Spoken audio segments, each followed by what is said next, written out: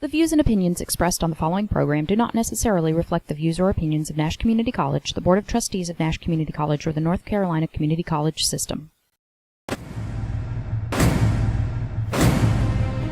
We don't need no stinking podcast.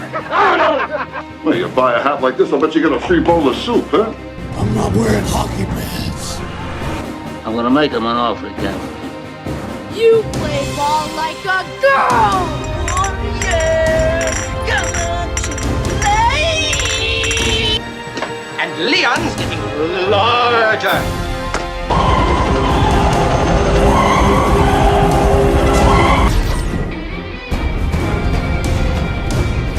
Nothing but pure and simple old-fashioned communism.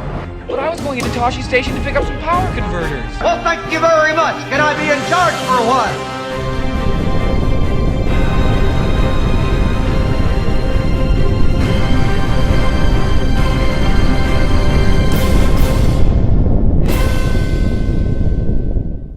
Hey guys, welcome to Big Bang Cinema. My name is Isaac Anderson. I'm Tyler. Oh man, you kind of jumped the ball there. You actually went on a little early this time. I did. I even showed up at the studio early today. I wasn't late again. I know, man. I appreciate it. Good to see you. Good to see everybody. We're actually matching today. We look like we're some part of cult. With Mr. Chris over here told me we look like we're starting some sort of low budget cult, right?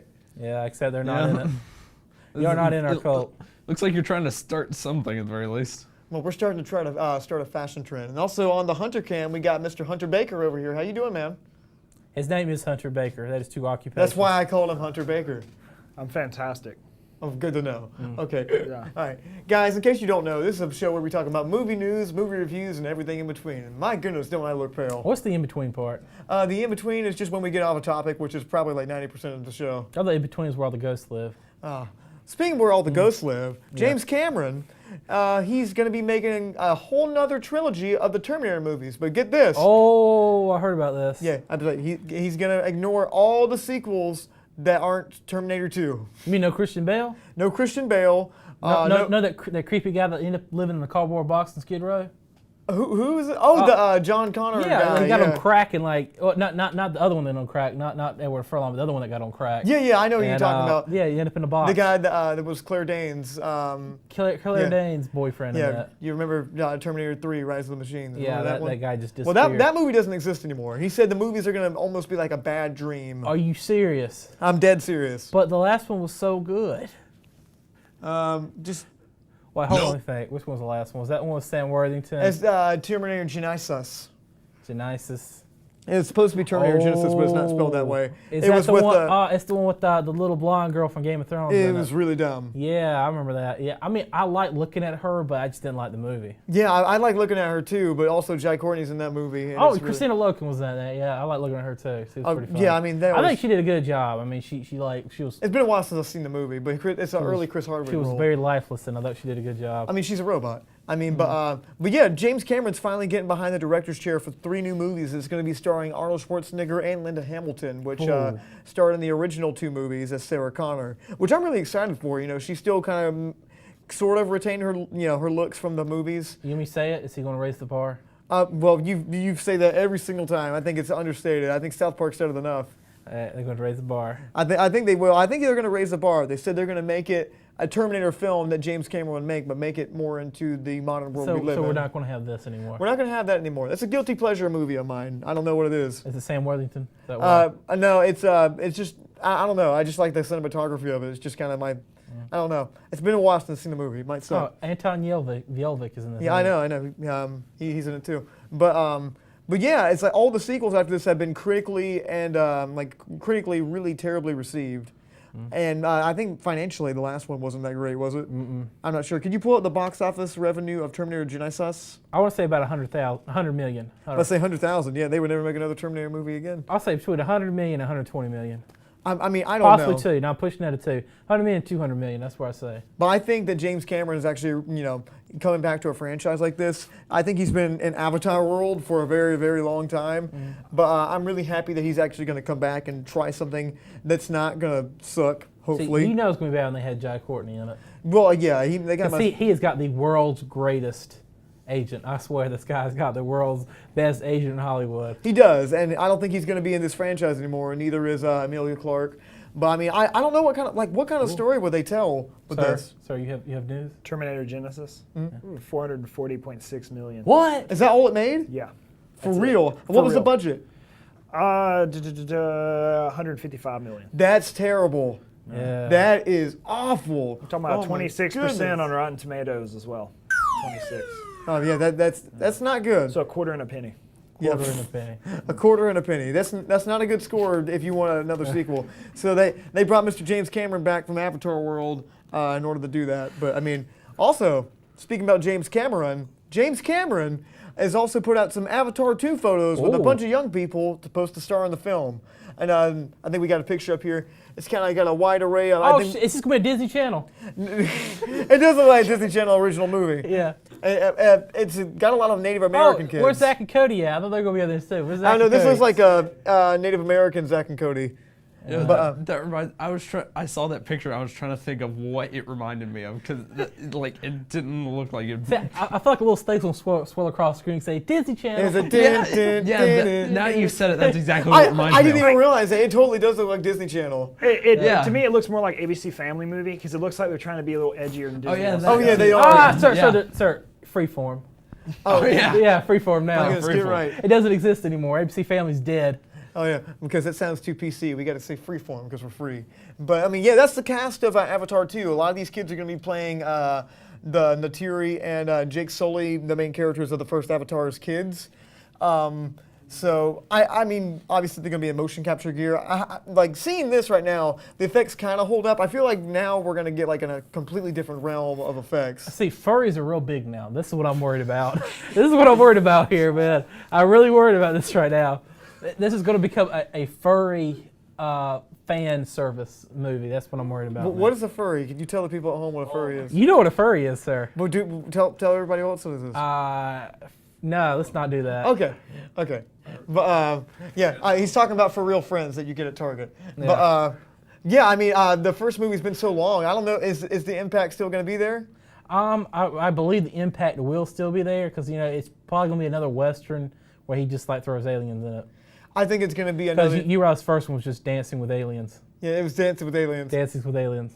But I mean, I think this one too, especially he's really driving home that these, the natives of the land of Pandora, and he cast a bunch of Native American kids to play the kids, and apparently one of them is supposed to be raised in this place called Hell's Gate. In the movie, and he kind of wants to get away from that, and he might be an antagonist for the film. But I don't know. Do you think people are going to rush out to the theaters to see Avatar 2? Well, as I remember, this came out 11 years ago. Yeah. That was 11 years ago. That is so far gone. The steam's gone. I mean, I heard they opened up, but they try to endorse about the new one by opening up a theme park in Disney World. They already have, yeah. Yeah, and it's just, I mean. That's where those pictures were taken, actually. Now, if this came out 3 years after the first one came out, I could see a lot of people flocking because, it was still big. There were people killing themselves because this wasn't real. Yeah. I'm not lying. People were committing suicide. That's a real phenomenon, by the way. Yeah. People were killing themselves because they didn't think this would never exist. So, all that, it's gone, man. The Avatar obsession is over. Yeah. But I don't know. Maybe it'll be good. Maybe it won't be. But speaking about maybe good and maybe not, J.J. Abrams. J.J. Yeah, apparently. You told me this a little earlier. I wasn't even going to talk about this. J.J. Abrams, our favorite Chili's of the Movies director. He's going to be directing a anime movie adaptation of Your Name. And Your Name has become the highest grossing anime films of all time. Yeah. It was released in Japan. It's about a girl who lives in the country and a boy lives in the city. And they kind of she wants to live in the city, he wants to live in the country. And they wake up, they're switching bodies and they're trying to figure out. Well, I haven't seen the film because I don't like reading subtitles. So that's the gist I got of it. And everybody's saying it's like a new milestone in animation. And they said the story was like a romance story. So it made I'm guessing I think the last one checked was 400 million. 400 million. These are micro budgets too, so 400 million. So J.J. Abrams jumped on the Hollywood bandwagon of snatching anime, and they got this movie and they're going to try to make it into a live action. Yeah, I think he's only going to produce it. I don't think he's going to direct it. So producing's a very loose term. Producing can be anywhere from like, I'm very involved with the story of this movie to, all right, how much money you need? All right, cool. I'll see you next week, kind of thing. You know. So I don't know. It's a very, very loose term. See, only problem is probably going to be whitewashed again. I'm about to say, are they gonna cast a couple of white guys in there? I guarantee you, they're going to be like, they're going to have Japanese names living in Japan. They're both going to be white. Oh, that's gonna be really, really odd. Yeah, very, very strange. It'd be worse to try to have an explanation. Look, Chris. I think Chris is our resident anime expert. Yeah, what do you think about this? Oh, and Fable's here too. Fable knows a lot of it. Oh, yeah, by the way, Fable's on the show. Everybody today. say hi to Fable. Wave your hand. Wave your hand, Fable. There's Fable. Everybody remembers him. We missed him. We haven't seen him in a while. So, what do you think about this, Chris? But yeah, I mean, I haven't personally seen the film, but I've heard of it, and the like whole premise of it is very interesting. It's just with turning it into a live action film, like Tyler was saying, they're probably gonna whitewash it, and they're probably gonna have they're probably gonna do like they did with the Death Note film. They're gonna have it like set somewhere in America. Ooh. Oh my goodness, that's gonna suck. Well, because what I'm foreseeing is like they have like the city be something basic like New York City. And then the country girl be like somewhere in the somewhere like on the edges. Yeah, something like that. Appalachians. Oh yeah. And they're just going to mess the whole thing up. Is what I'm saying. It's gonna be like Freaky Friday meets Trading Places. Yeah, I believe that's the plot for it. Yeah, that is the plot for it. My goodness, that sounds terrible. Yeah, that's like the worst possible thing I can foresee for a live action movie of this. What if they hire Eddie Murphy actually from his to be in it like they did for Trading Places? No, I mean I'd watch that. I'd watch that too. And he plays both characters. Like he gets the whole wig on, and she's like, "Hercules, Hercules," and they like switch places. Where like in the country and in the city. So I'm already liking this already. I want to see it. I'm enjoying this. They get Keenan Ivory Wayans to direct it. Yeah, oh my goodness! It's just. At least we'll get some funny stuff in there. Yeah, it's usually when I hear of an anime movie or an anime being turned into like a live action film, I always take it with a grain of salt because it usually doesn't end that well. Not at all. It never does, and especially like when you if you try to put something like that in America, it's only going to make it worse. I mean, look what happened to the Kira film. Again, if you especially think about the recently released Death Note on Netflix. Yeah, and then look at Ghost in the Shell. Yeah, but at least they're doing it from everybody was cast right, and then bam, the main girl was Scarlett Johansson. Yeah. Yeah, at least it's a movie and not like a short story. Yeah, at least it's a movie being turned into a movie, not a full-length anime being turned into a movie. Yeah. Well, I mean, Ghost in the Shell was based off the movie, and that still was horrendous. Yeah. Horrendous mess. So I mean, I don't have a lot of faith in this is going to do very well. I mean, guys, tell me what you guys think. Leave a comment at facebook.com/studio67ncc.edu. No, that's not what we do. Oh, we don't do the EDU part. It's Studio 67 NCC on Facebook.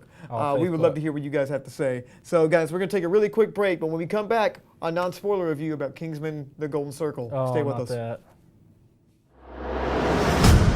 In a world where some things are beyond legend, they will search for answers. Be prepared. Hang on to your seats. They are going where no one has gone before. Until now.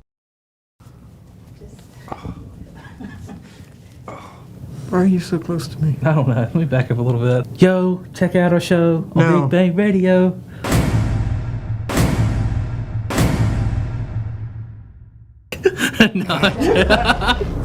Okay.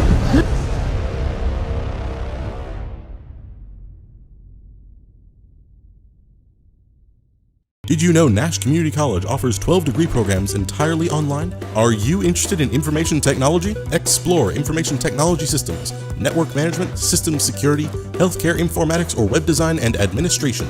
These 2-year programs are only a few of the online associate degrees offered through Nash Online. Students receive the same quality instruction and resources as on-campus students without ever stepping foot on Nash's campus. Learn more about Nash Online today at online.nashcc.edu. Nash Community College will host the inaugural Bounty and Barrel event Thursday, November 7th from 6 to 8 p.m. Join the community for an evening of North Carolina harvests, meats, and seafood while sampling barrel-aged spirits and student craft beer, plus a VIP hour with special guest and certified spirits specialist. Don't miss this Bounty and Barrel event, November 7th from 6 to 8 p.m. on the campus of Nash Community College in Rocky Mount. Welcome back to the show, guys. I'm Isaac Anderson. I am Tyler. And apparently what are you doing, Hunter? What's up with this? I think he's going to wax his eyebrows. Can you show the people at home what you've just done? In the camera. Right okay. That's fine. Okay, guys.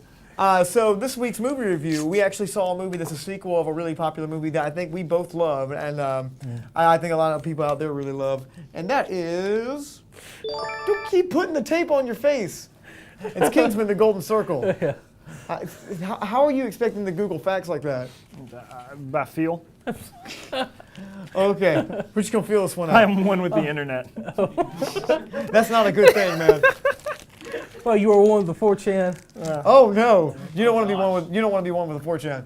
But guys, in case you don't know, Kingsman: The Golden Circle is a sequel to Kingsman: The Secret Service, starring Taron Egerton and Colin Firth. And in this movie, Eggy, played by Taron Egerton, is kind of distraught when the Kingsman whole company has been messed up by Julianne Moore. Has been messed up by Julianne Moore's character, and she's the main antagonist of the film. And so he has to go to the United States and join the Statesman, the American version of the Kingsman, in order to face this threat. My biggest question was, where were they at when everybody was dying in the first one? Man, they weren't invented yet. Yeah. They weren't in the screenplay yet. Weren't in the screenplay. But what did you think about this movie, man? I feel like there was some parts that were a little bit better than the first one, but there was a lot of it was not as good as the first one. I enjoyed the statesman part. I thought that was really neat, and I thought like a lot of the statesmen did a really amazing job. I thought Pedro Pascal did phenomenal in it. I mean, the whole country aristocratic. It was so neat. Jeff Bridges was Jeff Bridges in it. I'm about to say, I feel like they only had Jeff Bridges on set for like one day. Yeah. And they just... It's going to with the statesman. They do that voice in all Heath movies. Hey, I'm Jeff Bridges. They call me Champ. I'm Jeff Bridges. That's not even my real accent. I just call it sit here and drink. I'm Jeff Bridges. That's his voice. That's what he did. That's what he did for that entire movie. Yeah. And then like he was in it what 5 minutes? He was in there for like 10 minutes. Like 5 to 10 minutes. Yeah. And he sat down every single scene. Yeah, he did. He didn't stand up a single scene. He did. He was dancing in the hallway. Oh no, that was Channing Tatum. Oh, that's what I said. I pointed right at Channing Tatum. No, I said.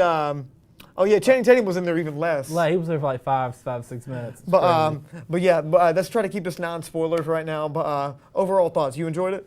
I mean, I liked it better than most movies I've seen this year. Than some movies I've seen this year, but it was not as good as the first one. And I do agree with that. I saw this movie. I thought it was a lot of fun. I thought Matthew Vaughn did a service to kind of the thing of the whole graphic novel this is based on, because this is based on a graphic novel, right? Marvel. It's really fun, and it's got this really kind of funky, kind of weird, quirky tone to it that I really dig. Matthew Vaughn's perfect director for that kind of thing. I really enjoy the first one. This one reminded me a lot of the first one, a lot of the same beats, a few different things here and there. You know, Colin Firth's character definitely has a bit of a change in this. I felt like that was a little rushed, but you think about you got a henchman who wears prosthetics, deadly prosthetics. I mean, that was something like the first one. I felt like it was like the same one, just kind of remixed. Yeah, same plot points remixed. I mean, the villain is just so weird. Like, you know, Julianne Moore's character, you know, she's kind of stuck in this Americana 50s, 60s kind of thing. She has her own like little outpost in the Alps somewhere. No, it wasn't in the Alps, man. Oh, where was it? That was down there in the it was Peru. Oh, whatever. Darkest Peru, man. There's trees there, but the Alps is cold and snowy. Yeah, I know. Well, they were in the Alps at one point, weren't they? Yeah, they were skiing in the Alps. Yeah, I know. I got it mixed up. It's been a while since I've seen this movie. But yeah, I mean, like 3 days since you've seen this movie. No, I was gonna say it was about a week ago. But yeah, I mean, her character was okay. I thought some of the action was a little bit cartoony for its parts. That kind of took me out of it. The style got a little bit too stylistic at times. You know, we don't even get 5 minutes in the movie, we get into an action scene. And that was probably the best action scene in the movie for me, is the beginning one. And there were some fun moments, you know, some fun villains and everything. Overall, I enjoyed the film. You know, it wasn't the greatest movie I've ever seen. I didn't think it was as good as the first one. But I left kind of, you know, intrigued. And Elton John also makes a pretty long cameo in this, which is fun. I don't like his cameo that much. Oh yeah. It was kind of stupid. Can I ask you two a question? Yeah. Does this suffer from like a lot of the problems that sequels do, in which the how do you escalate the story to like higher stakes? Is it running into issues with that? Like how do you make the villain and the threat larger? Yeah. And it felt like they did something just to make the threat larger, and it's like a really kind of cheap thing in there that they throw in. The president is in this movie, and I felt like that got a little bit too preachy corny. at times. Kind of corny in it. Where it felt like they were trying to give a message that like didn't really belong in the film. It was just like, okay, you just kind of throw this in there because you're ticked off. Another problem I had with this is the first one was such a shocking film. You saw Obama's head exploding, you saw Parliament's heads exploding, and then you see, it just this didn't have that. It didn't have the I can't believe they did that. You had none of that in here. Yeah, you had a few moments in there like that they tried to do something like that. Something crazy. And we'll go to it in our, we're going to do an in-depth movie review after the show that we're going to post later on our Facebook page. But there's a moment in here where I think they really tried to push it to that level of like the first one, like with Parliament's heads exploding. They did do some interesting risks, like a lot of the characters from the first movie. They kind of set them aside, and they don't really. No, they didn't set them aside. No, wait. Okay. Well, we can't talk about that right now. It's not a spoiler. And do you see like a third movie coming after this? I definitely do see a third. I do, and I see a spinoff coming off of this too. Probably a Statesman film, which I like the Statesman in this. I can see it probably a good film. I just feel like that would be kind of missing something there. I feel like they tried to expand the world in a way that could have benefited, like a lot of movies have done really, really well, but it's basically the first movie rearranged a little bit and kind of put some different elements in there. You kind of you say, blank is a villain that has really ruthless blank. They have blank, and they want to make sure the world knows that they have blank by holding the world ransom for blank dollars. And it's like, blank, an agent from the Kingsman or Statesman, has to go on a mission with blank to go beat them. Okay, yeah. It was like they went to the same formula, they just switched around a lot of the names in it. Yeah, and there were some fun new moments in there. Some of the Statesman stuff was kind of cool. It was different. I really respected them trying to expand the world and trying to give us new characters that we really that he wants to kind of us to sink our teeth into. Sometimes it felt a little bit try hard. Yeah, it felt a little forced and try hard. Matthew Vaughn, as much as I do like a lot of his direction, some of it does feel a little bit frat boy-esque humor. Well, you remember Matthew Vaughn has a hard time with sequels though. Yeah, he does. Yeah, because I feel like he has all these ideas and he packs all in the first one. Because he doesn't think he's going to get the second one. Yeah. But there's some new ideas in here. They do try to give you some new ideas, and I really did respect that because it was some of it was fun, some of it wasn't as fun, and some of it worked, some of it landed, some of it really didn't land as well. The Elton John stuff got a little bit repetitive for me. Yeah, that was just me. A lot of the Elton John stuff. But overall, it wasn't a terrible film. I enjoyed it. I thought it was fun, and I thought Mark Strong was amazing in this movie. Mark Strong is probably my favorite part of this movie. He did a phenomenal job in this. Taron Egerton also does a pretty good job too, and there's a few fun, quirky, funny scenes with him. There's some legitimately kind of good action. Yeah, emotional, good action in this too. Some of it got a little bit too stylistic for me. It went into like Zack Snyder territory where it was just like really slow-mo kind of like action kind of shot where I was like, okay, I just kind of want to see the action. And it had a very unexpected music too. Yeah, the music in there seemed John a little Denver. bit... John Denver. John Denver. John Denver's music makes a cameo in this. Well, they're in the States. But yeah, overall, I enjoyed it. I didn't think it was bad, but because a lot of people are giving this movie a lot of hate. But it wasn't as great as the first one. I'm going to give this movie a 6 out of 10. Yeah, like a 6.8 out of 10. You always give those real specific IMDb scores, man. Specific? What do you mean specific? Like point something? Yeah, like 6.85 out of 10. Like you'll give it those. 3.65? Yeah, you'll give it those. But yeah, that's a review on the first Kingsman. The second Kingsman. Before we leave, let's talk a little bit about the first Kingsman. I like the first one. Yeah, I do too, and I feel like that was a very kind of a. Thanks for that synopsis. Yeah. But I said that was really in depth there, buddy. I'll give the Family Guy review. I liked it. I'm gonna go off.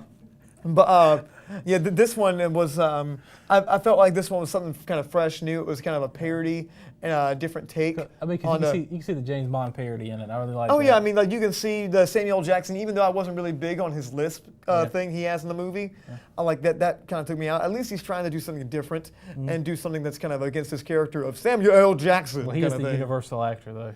Yeah. When has he ever really played anything besides Samuel L. Jackson that's ever worked? Yeah, that's what I thought. But I don't think he's ever played anything beyond Samuel L. Jackson. Yeah, exactly. But I mean, Mace Windu. Mace Windu. Mace Windu, yes. But that, I mean, he's Mr. boring Glass. in that movie. But yes, Mr. Glass. That's really. No, that's Samuel L. Jackson in a different way. You know, it's just him doing a voice. Oh. I don't think that's a Samuel L. Jackson-esque It's a vulnerable Samuel L. Jackson. It's a more vulnerable Samuel L. Jackson, but I mean, there's a broken and beaten down Samuel L. Jackson. Yeah, it is broken. But Shattered, but the first Kingsman, it was really gives a really nice kind of different take on the spy genre. Yeah, I see it more as a parody of the. It was like a serious parody. It was like what I would give Casino Royale if Casino Royale had been like a serious movie. Yeah, I mean, but it also had some legitimately touching moments and like some really actually, it had a heart to it, you know what I mean? It wasn't just complete farcical, fun. And it had the whole like, there's a problem in England with like a hierarchy. Yeah. Really? Yeah, like, they thought he was just street trash and they were like, high end, they were like the lords and they were the royalty lines and it was just street trash and they thought he didn't belong there. Yeah, I mean, yeah. He was a Cockney. He was a Cockney. Yeah, he was definitely Cockney. And he's like, I love the scene where he's in the bar and he's like, manners maketh man. Do you know what that means? And like he has the big fight scene in there. Yeah. That was a lot of fun. That was also brought back for the sequel. Yeah, but we'll get into that a little bit more in the in-depth review. I feel it's going to be like a staple of these films. Yeah, I mean, they leave the world. Staple. They put the world in a way that like you can really have a bunch of sequels. There's a lot of things you can do with the characters. He's like James Bond, basically. Like a little bit more of a quirky, fun James Bond. And sometimes, some things, you throw things to the wall. Sometimes they stick, sometimes they don't. And it really just depends. So what kind of stuff like you throw at the wall that'll stick to a wall? Well, I mean, as far what as kind of stuff you throwing, man? I mean, it's an expression. Right, darts, very good. They saved you with darts. I heard monkey gut stick. Monkey gut stick, yes, they do. We talked about that before the show. Yeah, it's only for traffic in Haiti. Right. But yeah, I mean, this movie is a lot of fun. It came out in like February or January or something like that. It's the death month of movies. Well, honestly, I feel like the death month for movies could open up and be a new good time for movies because if you want nothing competing, you waste it in February. Yeah, but I mean, it's a hard month to get through. But I mean, they definitely did, and even though we weren't the biggest fans of the newest Kingsman, I didn't, it wasn't the worst thing in the world.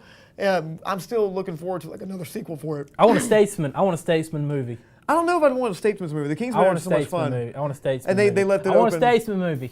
Well, I don't know. I do like Give the me a Statesman. statesman movie. I do like the Statesman. The Statesmans are a lot of fun. But overall, Kingsman 1 is a lot of fun. It's got a really fun kind of premise to it. Samuel Jackson's a lot of, has a lot of cool moments in there. And Taron Egerton's great for that part. Colin Firth makes the movie for me. But guys, thank you so much for watching Big Bang Cinema. We're trying this 30-minute thing out. And he's talking really fast right now. Yeah, because we got to get through the show. Oh. But we're trying this 30-minute thing out. Let us know what you guys think about it at facebook.com/studio67ncc. .edu. No. Don't put the .edu on there. Right. But yeah, so leave us a comment there. Let us know what you think. If you don't like it, we will just go back to the normal way. We're just trying something different. And we're going to have a more in-depth review about Kingsman 2 coming up right after this. If I work harder, you'll give me an hour again? Well, it's not like a reward. I just want to see how the fans like it. Okay. I thought you were punishing So me. all 6 people that watch this show, let me know. But guys, thank you so much. Please check out the Kingsman in-depth review after this. We do an in-depth review? Have you not been listening during the show? I kind of toned you out a little bit. I said that like 8 times. Toned you out a little bit. I'm sorry. Okay, but yeah, we have a in-depth review coming up after this. But guys, thank you so much for watching so far. You hear that one? I'm Isaac Anderson, guys. And I am Tyler. Stay lovely. Stay classy, San Diego.